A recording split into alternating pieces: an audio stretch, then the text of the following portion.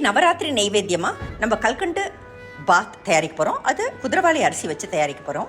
குதிரைவாலி அரிசியை ஒரு 50 கிராம் அளவு எடுத்திருக்கேன். அதை நல்லா தண்ணியில் போட்டு அதை கழுவி தனியாக எடுத்து வச்சுக்கலாம். தண்ணியை வடித்து ஒரு பாத்திரத்தில் 150 ml அளவு பால் எடுத்து அதோட ஏலக்காய் பொடி, குங்குமப்பூ ரெண்டும் போட்டு நல்லா அதை கொதிக்க விடலாம்.